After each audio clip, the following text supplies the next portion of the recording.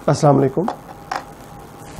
जैसे कि social psychology के बारे में स्टूडेंट्स जो अक्सर बात करते हैं, और सोशल साइकोलॉजी एक ऐसा सब्जेक्ट है जो अल्लामा इकबाल ओपन यूनिवर्सिटी में सेमेस्टर 4 में ये 200 नंबर का पढ़ाया जा रहा है। और पाकिस्तान में उर्दू में इस पे बहुत कम काम हुआ है। Doctor C.A. कादिर ने आज से तकरीबन 50 साल पहले इस पे काम किया था, लेकिन वो कोई ज़रा 50 साल और आज हम उसको इन दोनों सब्जेक्ट्स को इब्लाग आमा को यानी मास कम्युनिकेशन स्टडीज़ को और सोशल साइकोलॉजी हम दोनों को साथ अगर हम इंटरलिंक करते हैं और उसको एक दूसरे के तनाज़ुर में रखते हैं तो बहुत इब्लाग आमा के ज़राए में बहुत ज़्यादा तब्दीली आई। C.A. कादिर साहब के ज़माने के जो ज़राए इब्लाग हैं और आज के जो ज़राए इब्लाग हैं उस पर आसमान का फ़र्क है। तो सबसे पहली बात है सोशल साइकोलॉजी क्या है।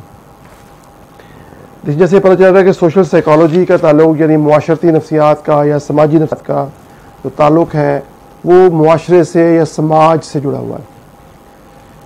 तो एक ऐसी साइकोलॉजी, ऐसी नफ्सियात जो मुआशरे पर अप्लाई होती हो, यानी मुआशरे की नफ्सियात क्या हो सकती है, मुआशरती साइकोलॉजी, मुआशरती नफ्सियात। तो मुआशरे की जो इकाई है वो फ़र्द है, एक फ़र्द है, जो एक इंडिविजुअल जो है वो उसी से मुआशरा बनता है। एक फ़र्द जो है वो फैमिली बनाता है तो उसे हम ख़ानदान कहते हैं, उसमें कई और अफराद जो है फिर उससे एसोसिएट होते हैं। एक फ़र्द एक दो या दो से ज़्यादा जब होता है या 10 हो सकते हैं, 20 हो सकते हैं, उसे हम एक ग्रोह कहते हैं, ग्रुप कहते हैं। तो जो फ़र्द होता है वो उस ग्रुप का लीडर होता है।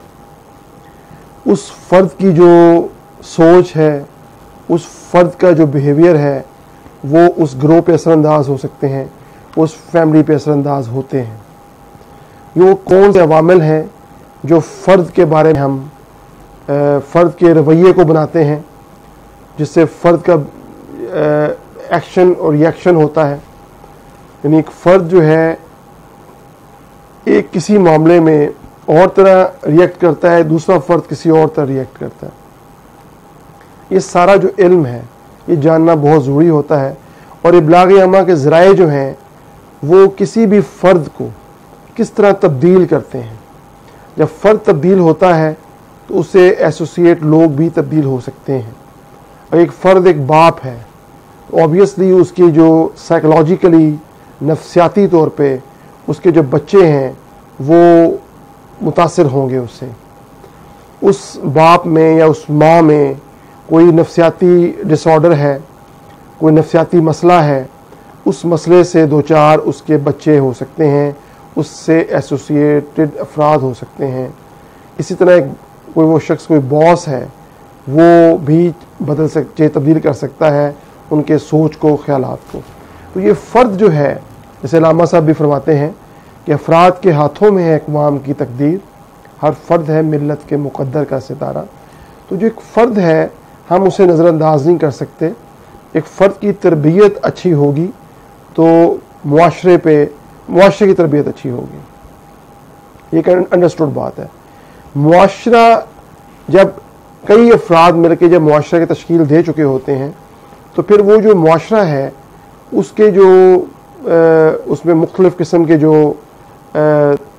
तरीक़े जो रवाज पा जाते हैं, जो तौर तवार रवाज पा जाते हैं, वो फिर अगली नस्लों तक जो है वो मुंतकिल होते हैं और वो उस मुआशरे का एक अमूमी रवैया, कलेक्टिव बिहेवियर जो है वो बन जाता है। इसको भी हम तफसील से इंशाअल्लाह अल्लाह ताला की रहमत से स्टडी करेंगे।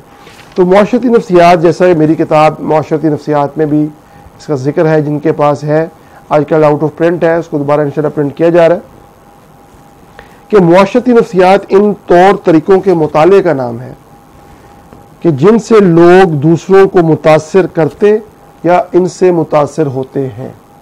इन्हें मुतासिर करते और मुतासिर होते हैं। एक और जगह पे कहा जाता है कि मुआशरती नफ्सियात उस इल्म का नाम है जिसमें लोग दूसरों के ख्यालात को समझते, वाज़े करने और इनके बारे में फिर प्रेडिक्ट करने की, पेशन गोई करने की कोशिश करते हैं। और ये भी देखा जाता है कि लोगों के अफ़ाल पर, उनके अमाल पर ये ख्यालात किस तरह असरअंदाज होते हैं, या वह दूसरों के ख्यालात को या उनके जो अमाल हैं या अफ़ाल हैं उससे किस तरह मुतासिर हो सकते हैं। ये भी हम मुआशरती नफ्सियात में इसका मुताला